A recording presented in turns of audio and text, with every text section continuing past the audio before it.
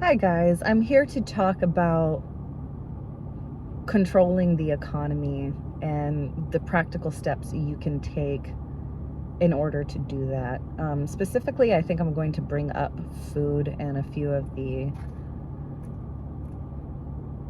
stock market basics. I don't think this is going to be a long video, but I always say that. And I'm just here to remind you guys that you have more power than you think. And the common phrase that we hear that complaining is not going to get you anywhere, but taking action will.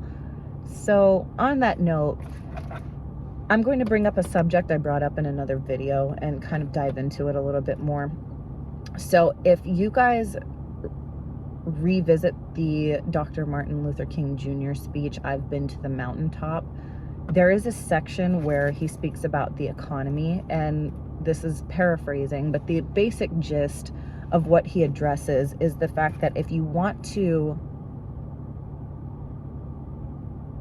this isn't what he says, but it is kind of the underlying subject from the situation he was speaking about with the boycott. Sometimes power will not listen to morality, and it will not listen to social problems, and it will not listen to empathy. Corrupt power will ignore empathy completely and will ignore morality completely, or to a large degree. And corrupt power tends to follow money. So if you want to keep what you perceive as corrupt power in place, in check, or sway its action, then you have to appeal to money. And why am I saying that? Because a lot of us are complaining about the economy, the money system of the world. And if you want to take action against that, you have to control your own wallet. And particularly, you have to control your time, because spiritually speaking, time is money. Time is actually money, and it computes from non-physical to physical in that way. It is actual currency, and it is your greatest currency. That is both metaphorical in the way that it has been spoken about, and a very literal thing. So controlling your time and controlling your wallet are going to be the two biggest factors in decentralizing corrupt economic powers. Now, what I want to address with this, let's talk about food specifically. I just got coffee at McDonald's. Based on some of my research, I don't know if it's true, but I have developed the opinion based on my research that McDonald's supports slave labor from the prison system. So it's one of those systems where I no longer want to support it. And I think in general, I don't want to support fast food just because it's obviously not good for the people. But anyway, that being said, I'm in my phase of starting to cut that out regardless. I went today and got my espresso. And I used to work at McDonald's.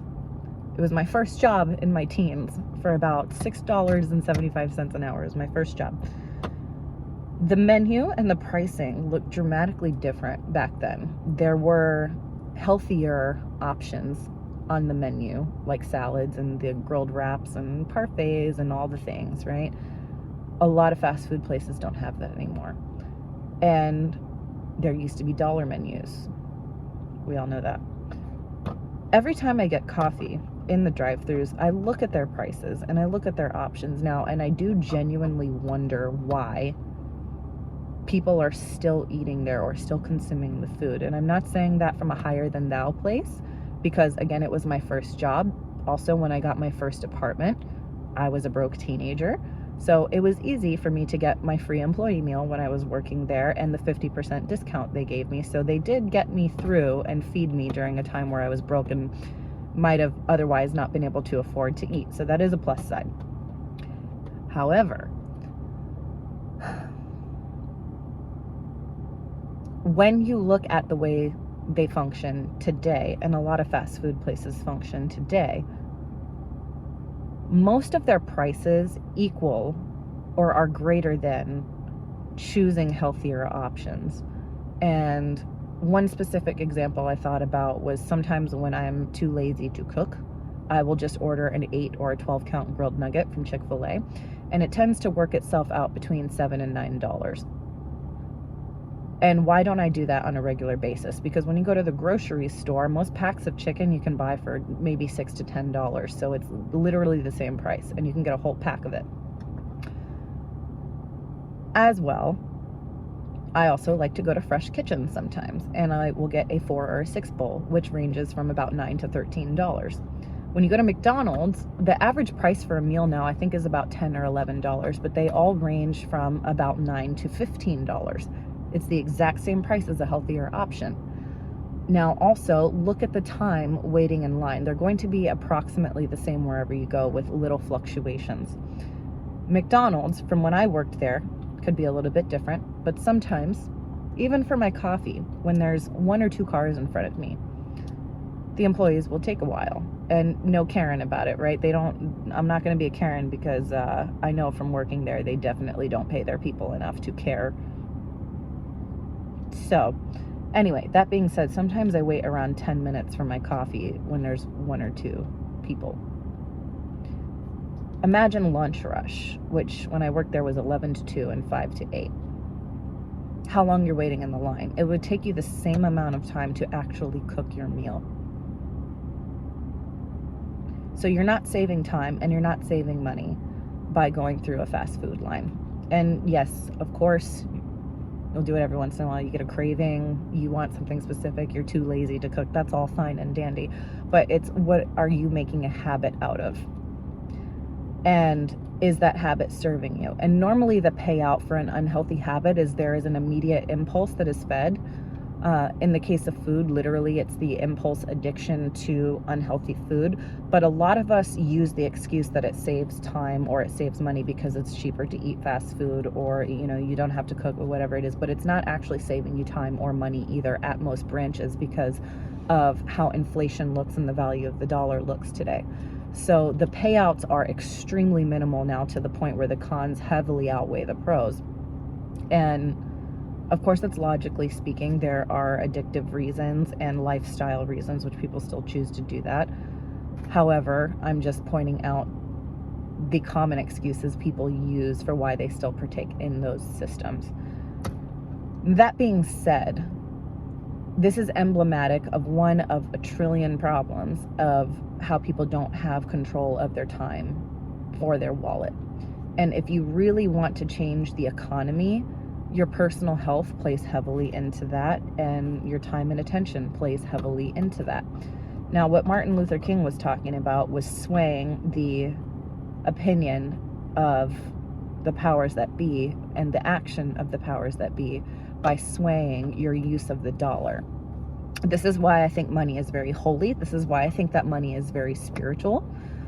And I think that it is the key, because money has a lot to do with the root and the sacral chakra, and the basis for building identity and self-actualization, because you have to get out of survival mode and make yourself stable and get control of that first before you can take control of any other area of your life. This is also why we say that therapy is a privilege, right? Or when Dave Chappelle brought up in one of his stand-up comedies, I can't remember which one it is, I watch a lot of him, but where he said, I did what no black man in America has the time to do. I sat and I thought about how I feel. Getting over depression, anxiety, mental ailments, emotional ailments is a luxury that money affords you. And that is the sad truth about it, because creating money stability and not having to put your mental focus on that all of the time is what allows space in your energy to put that focus elsewhere. And that's where you start going up the pyramid of Maslow's hierarchy, right? So it starts with the basis of money. So how do we get control of the economy? When you get control of your personal wallet, you get control of the greater wallet, because as within, so without, as without, so within, right? The individual has to learn how to, like a lot of rap songs talk about, put your money where your mouth is. So your money becomes what you speak with and what you speak through. And you can do that in a holy, divine way, in a very controlled way, and be successful in a way that would please Source and please God, if you are intentional about it, if there is a purpose to it. I do not believe in living in poverty. I do believe in living in riches or eventual riches when it comes to the kingdom, but I do believe there is a benevolent way. And of course, as we have seen, there is a very corrupt way to do that. So when it comes to what a lot of people talk about with prosperity gospel, part of prosperity gospel is understanding that without wealth, you truly have no power in the way that this flawed 3D system has been set up. So controlling your wallet is one of the most divine things you can do to open up your self-actualization, and then self-actualization towards unity of the greater society around you. But what you're doing is creating a space for your money to flourish so that money no longer becomes your intention and your focus. You get it going in its own, essentially the Higgs boson, the Hadron Collider, right? Particle accelerator. You're putting it in its own particle accelerator so that loop starts creating itself and working for itself. This is why they say you don't work for money, you get money to work for you. Because you want that loop to go by itself and automate and self-run. So now you don't have to pay attention to it. You don't have to worship it. You don't have to over focus on it, right? That's when you can let go of money, because now money is doing its own job. And then you can move away and detach and start focusing on the things that are actually important about life and actually important about relation and all of that. And you can no longer obsess over money. But what you have to do first is reverse psychology that. You have to put your focus on money and financial stability and figuring out how to play the game and seeing what tools are used on the top, because whether corrupt or not, the people on the top have mastered something about money that you haven't. And you can take those same tools and use them for a benevolent purpose.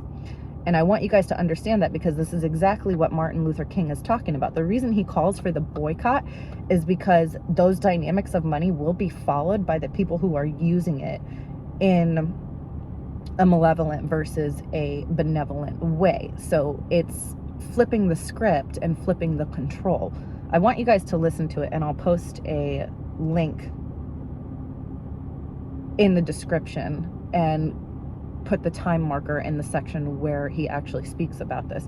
But the reason that he calls for the boycott is because you can cause moral change by controlling a wallet. Money is very divine in this way, because if you can get people to follow money, then you can place money in a cycle or a loop that follows something that is moral or something that is divine, instead of the places where it's going now. So if you can control where your personal wallet is going and master the money game, you can take it over and push that energy towards a more benevolent section where it is supposed to go. And that was the purpose of the boycott. It was to end segregation, right? And to do that, they basically forced businesses to change their moral policy to allow blacks and people of color to be places that they were rightfully supposed to be, by controlling their wallet, not by controlling their mentality, not trying to get them to believe what they believe, because that failed. And it's great. I think that we need to attack a problem from every angle, and he inherently understood that the nonviolent civil disobedience was the way to go. And of course, you want nonviolent communication, and you want to be thought leaders and emotional leaders. We always want to start there. But when that process fails to work for people, sometimes people will only respond to money. And that's exactly what he brought up in this benevolent pursuit that he received from Source in order to create that change. And that is why he called for affecting the businesses and affecting their wallet, because it is almost a malevolent strategy to negatively affect somebody else's pocket so that they start to listen. And that's the main subject I'm trying to get with here. All of these corrupt companies that, or perceived corrupt companies, I should say, because it is a matter of opinion, right? That we don't like, you have to seize control of your own wallet in order to seize control of their wallet and to change the trends that you see.